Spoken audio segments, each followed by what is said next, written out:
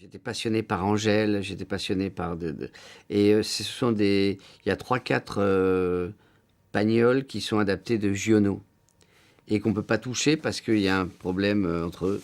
C'est un peu comme, Rackham le Rouge, et les Haddock. Hem et donc, jusqu'au jour où, Jacqueline Pagnol dit: «Mais pourquoi tu t'entêtes à vouloir ces trucs? Maintenant tu as l'âge de jouer les grands rôles du répertoire». Donc effectivement, elle me propose La Fille du Pusatier et et voilà, et quand on m'a dit: Qui veux-tu comme metteur en scène?» J'ai dit: «Moi». Et c'est parti comme ça. Et j'ai trouvé, je dois dire que, quand j'ai fait ces films, je savais pas à quel point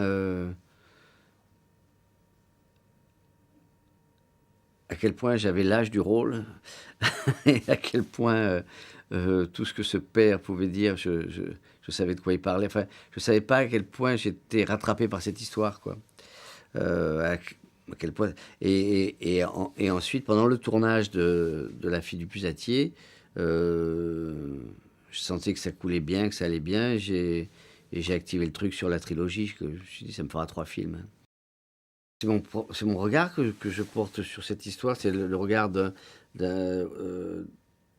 comment aujourd'hui on regarde cette histoire et surtout, comment aujourd'hui on peut la faire entendre, et comment on peut essayer de l'élargir au plus grand nombre, à une époque, ouais, j'en sais rien, mais où les préjugés, les a priori, tout ça, c'est bien balèze, quoi.